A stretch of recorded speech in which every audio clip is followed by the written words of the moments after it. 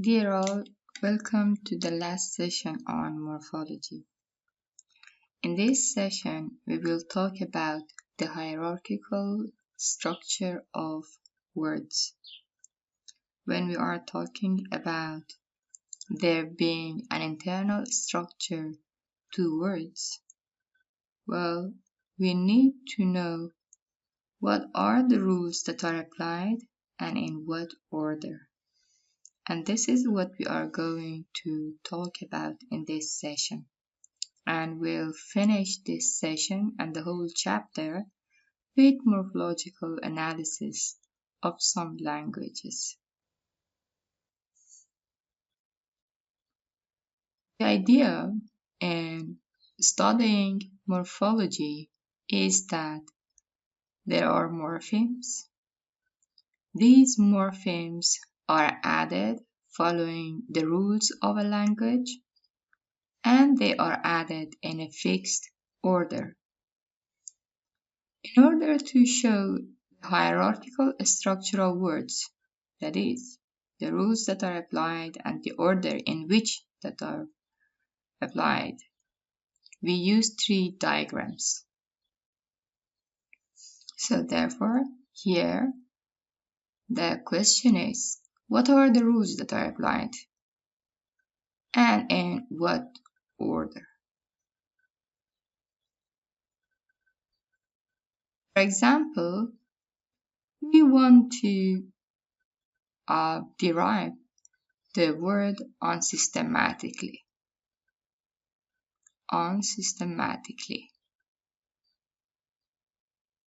What do you think are the different stages or phases in deriving unsystematically? We should keep 2 points in mind. When we are applying a rule, it must not result in an impossible word. That is, the word should exist or should be one that shows a lexical gap, but it is possible.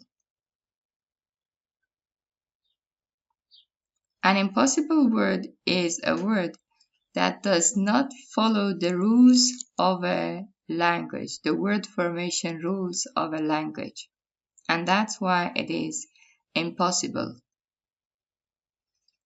How is it different from real words and possible words? So therefore, in language we have words and non-words. Words are words that really exist, and there are words that do not exist, but they are possible. It's that they are blocked, for example. Like sistership that we talked about, that's a lexical gap. It was blocked because we had hood, sisterhood, therefore sistership was blocked. Or it can be the case that they are not yet used, but they might be used in future when there are some inventions or there are some ideas that they want to talk about, and then they create words based on the rules of the language, but they are not there right now. They are not real words. They are possible non-words, or we can say possible words. So therefore, possible words are words that could have existed, but they are not yet in use. They create lexical gaps or accidental gaps in languages, and they conform to the rules of the language. An impossible word is the one that does not exist in the language and does not conform to the rules of the language. When we are going through the different phases of derivation of a word and we draw the hierarchical structure of words, we have to keep this in mind, that the result of our analysis should not lead to an impossible word. Let's go through the different phases of unsystematically. Where does it start? Well, it should start with the root. And unsystematically, what is the root? The root was the word or the base that may be free or bound, and no morpheme is added to that yet.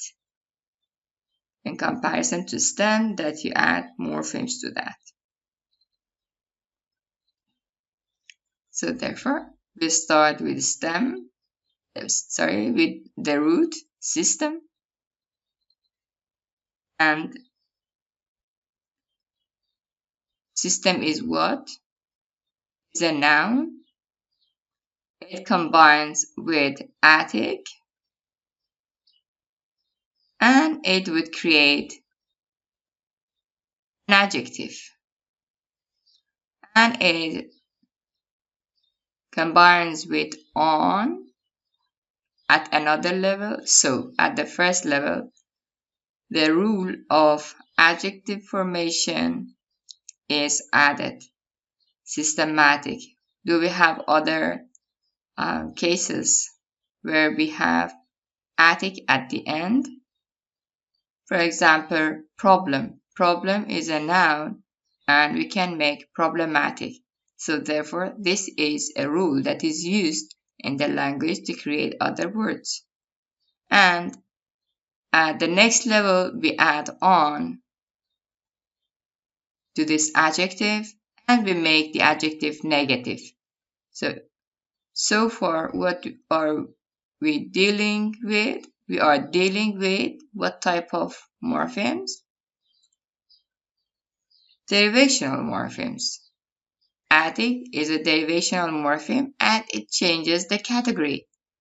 So you see here, the category of system is a noun, but when you add attic, it changes the category and we have adjective. At the next level, the rule of making negative using on is added. There is a rule in English that you can add on to an adjective and you can make it negative, like happy, unhappy, or a word very close to system, systematic, problematic, unproblematic.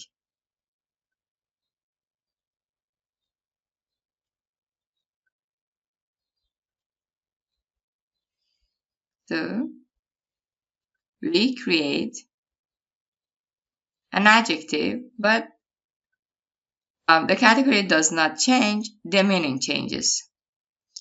And we have another rule that you can add al to an adjective. And we can have unsystematical. This rule could have applied before adding on or after adding on. Because we have other cases in which we have al and then we can add on, but let's compare it with academic, non-academic. So better to add it at an ll. And ly we can add in order to change it to an adverb.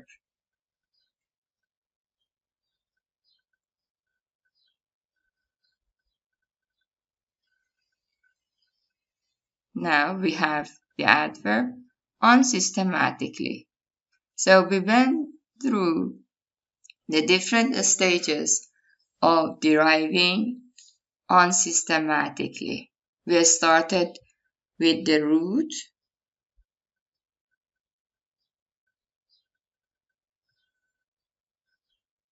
We started with the root system as a noun.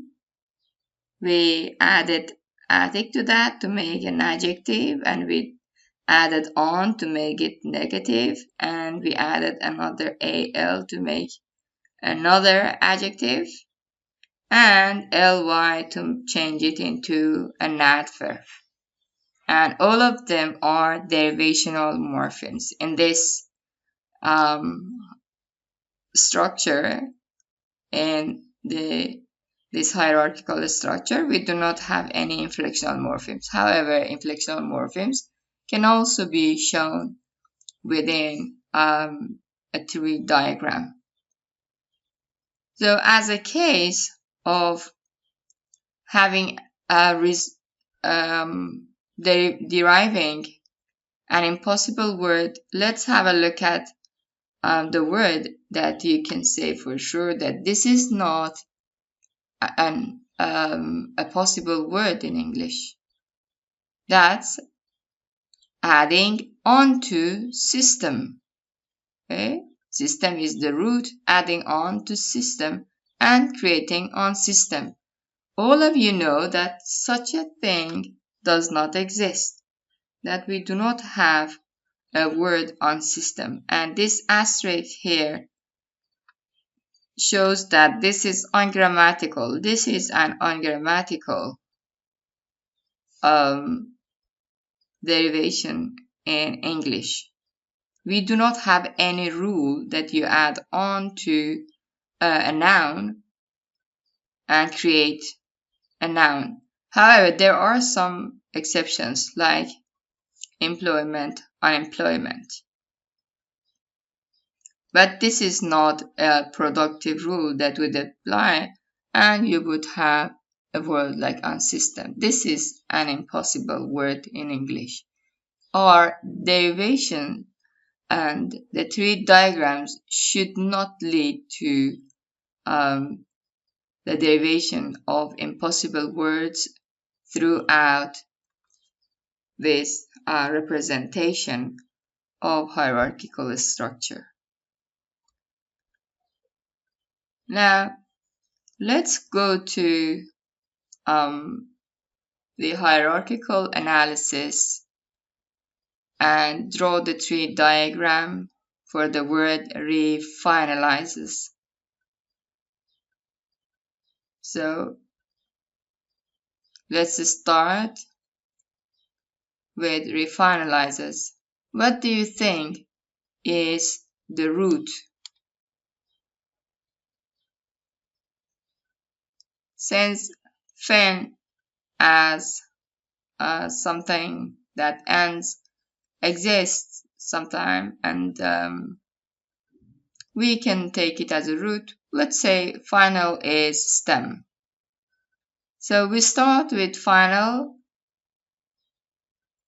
which is an adjective. And we have refinalizes. Do we add re first or eyes? We have finalize, but we do not have refinal. Refinal is an impossible word. So the next stage in derivation would be adding eyes to the adjective in order to create a verb, and then we add re to that.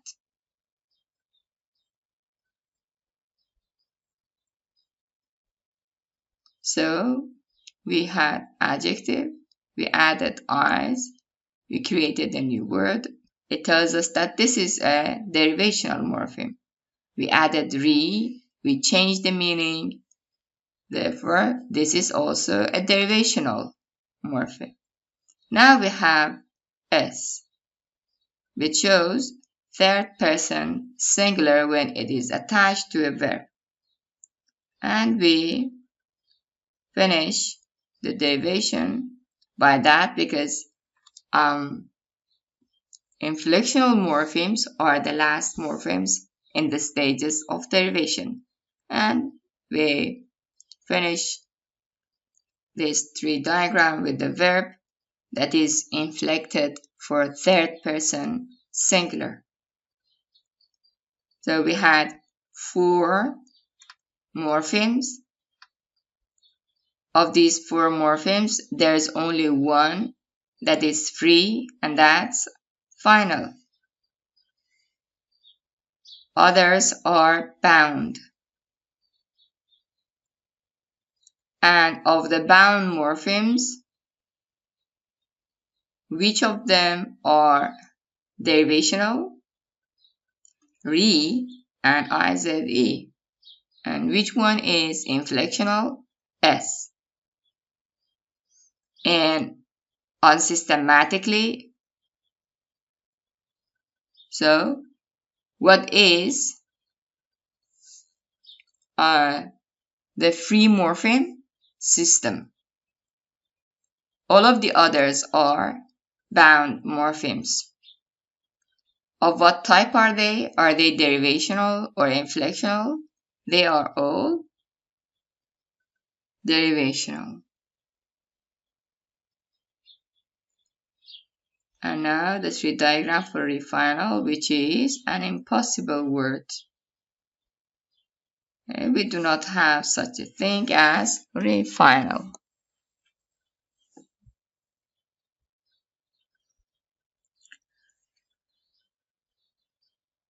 Sometimes when we are working on the hierarchical structure of words and we are using 3 diagrams to represent their internal structure, we come across words that show structural ambiguity. What is structural ambiguity?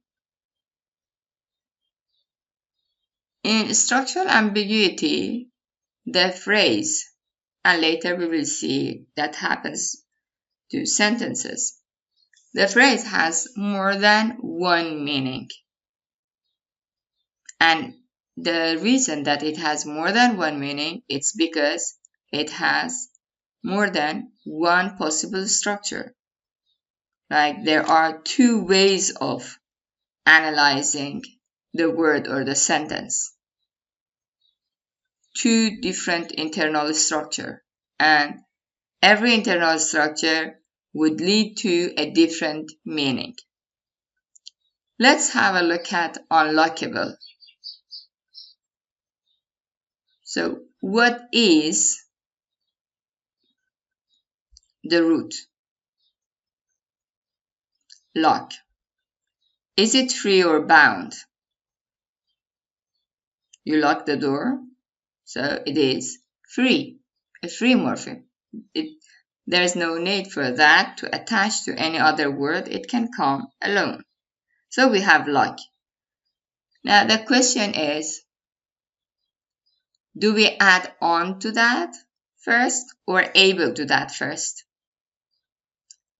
Is it unlock? Lock, unlock, and unlockable. This is the first analysis and the first interpretation.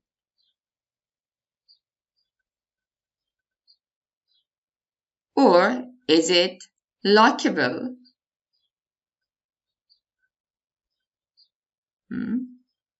The door can be lockable. That is, it can be locked.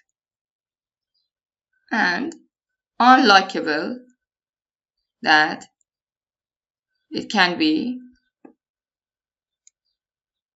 unlocked. Through the different derivations we talked about. So here we have 2 different meanings. We can start with lock as the root. It's a verb. It can combine using the first rule that is there in English, like do, undo, pack, unpack, lock, unlock. And we create a verb with a new meaning. This verb can be combined with able, right? Desire, desirable. So it can combine with able, and we have an adjective. And the meaning is that it is able to be unlocked. Able to be unlocked. So you lock the door, you unlock the door, and if it is unlockable, then that door has the capability to be unlocked. Or we can start with lock as a verb, the root, and it can combine with able, and we have lots of examples for that. For adding able, able is one of the productive morphemes, one of the productive morphemes. It combines with the verb, and we have an adjective, and the adjective can be made negative. It's like the rule that we have in happy, unhappy. Or it's like desirable, undesirable. Desire, desirable, and you can add on to that an undesirable. Or undecided, that you have an adjective that is derived and you can add on before that. So we have this rule in the language and we can apply it. And we have the adjective with a new meaning. We have two different derivational morphemes and they are added differently. So here you have lockable. Lockable, the door is lockable, that you can lock it. You can lock the door. If it is unlockable, then you cannot lock it. Unlockable. You cannot lock it. So then the same word has two different meanings. Why? Because of having more than one structure, more than one internal structure. It has two different hierarchical structure and two different meanings. In the first meaning, you are talking about, for example, a door that can be unlocked and a door that cannot be locked. It is unlockable. It is not lockable. A door that is not lockable.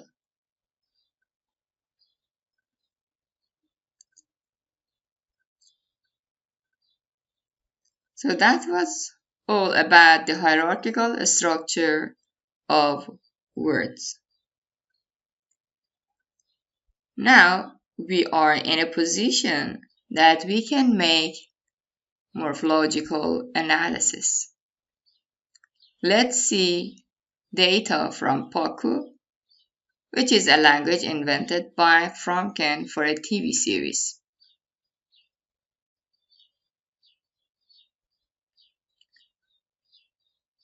In each column, you are given the words, and in the next column, you are given the meaning.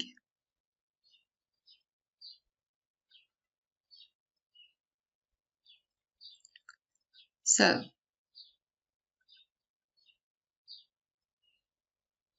can you tell me what is the morpheme that shows plurality?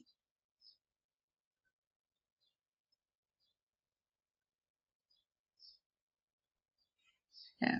We have me, I, many, we.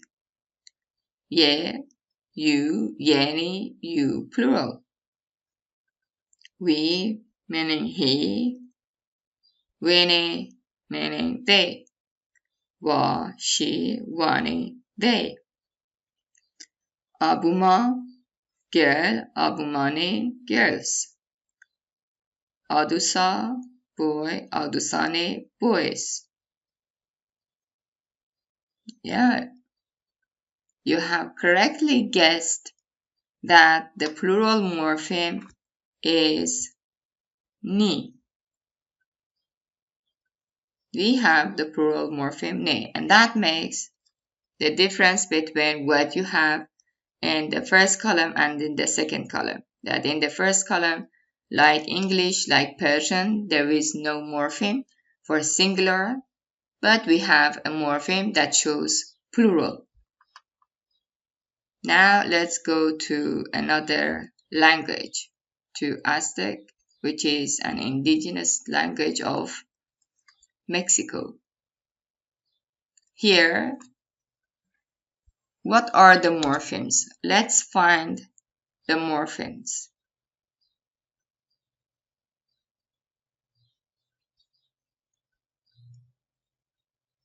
So the morphemes that we are going to find based on the meanings are what? Yeah.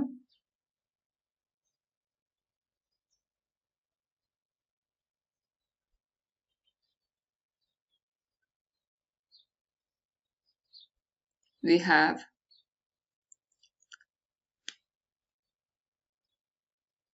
possessive, and we have plural, and we have some roots.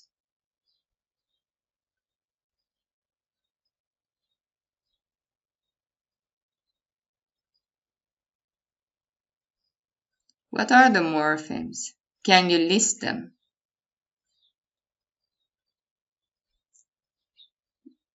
For example, in Nocali, what are the morphemes?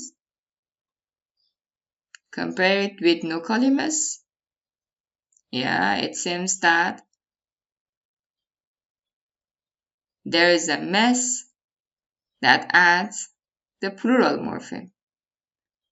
Do we have any other case? Yes, Mopelomus, your dogs. So we could find one of the morphemes, mess.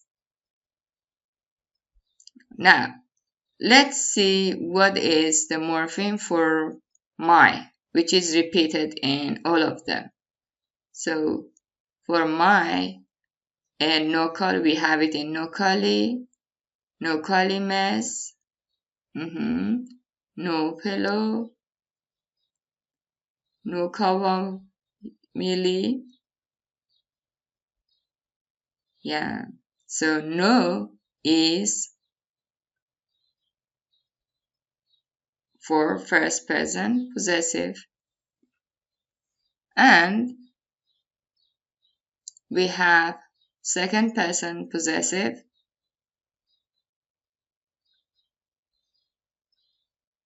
what's it?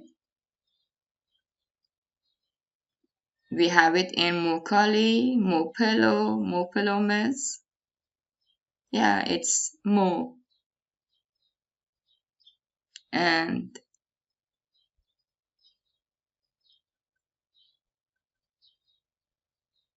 Mokwamili.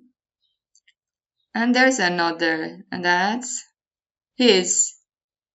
For his, what do we have? We have E, Ikali, Equamili. So we came up with the list of morphemes for a language that we do not know. How do we come about? How do we came to this list? We talked about morphemes and we said morphemes link a form with a meaning, and the meaning remains constant. It doesn't change. Using that rule, that if we have any morpheme, any sequence of sounds that is linked with a meaning constantly, and that it cannot be analyzed anymore. Therefore, we have a morpheme. And based on that, we came up with these morphemes. Kali for house, Pelo for dog, Kamili for cornfield, No for my, Mo for your, E for his, and Mes for plural. Now, what would be the form that you would have if you want to say his houses?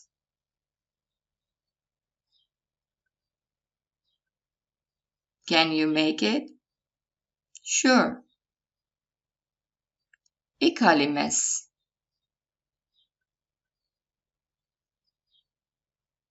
Or if you want to say my cornfields, no qua melimes. We learned Aztec. Great.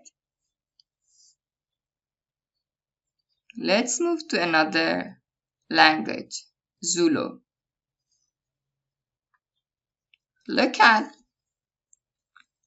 the columns of the data and their meanings and tell me what is the inflectional morpheme that is used there and what are the roots that are there.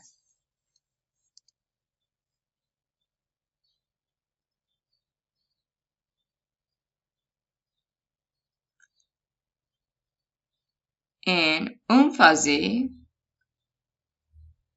and Abafazi. What is the difference?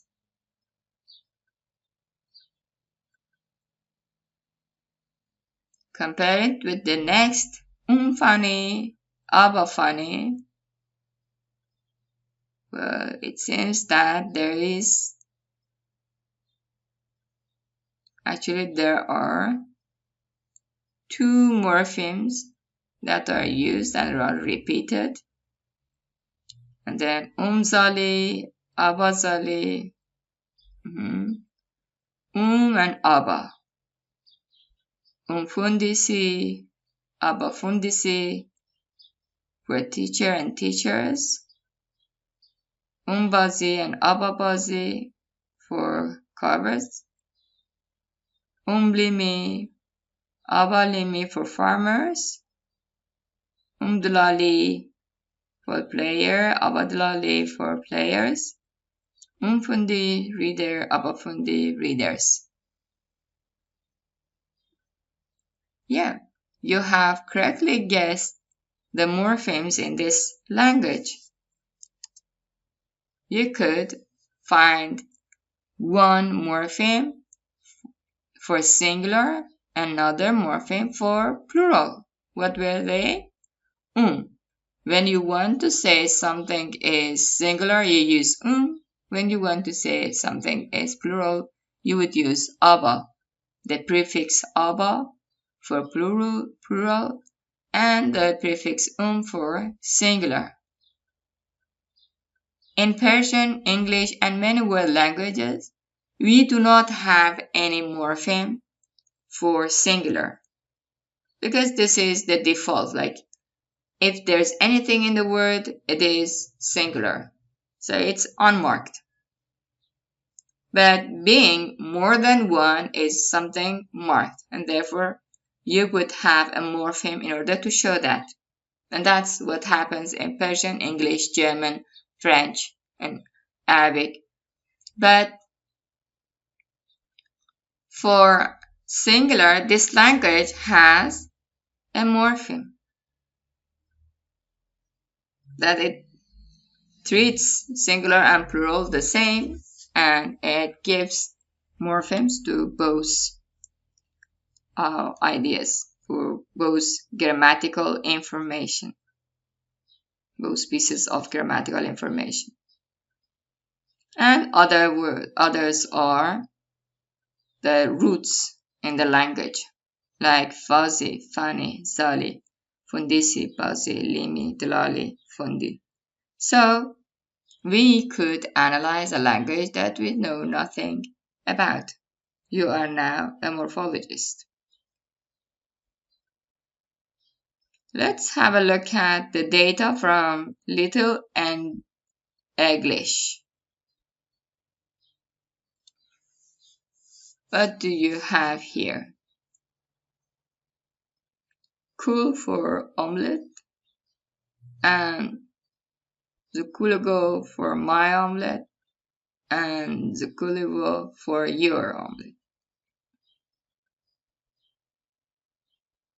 And go through the other forms. You can analyze the data for yourself, and in the practice for the homework that I would design on the website, you can submit your answers for these questions. What is the first person morpheme? What is the second person morpheme? The morpheme for first person, the morpheme for second person, and what are the lexical morphemes?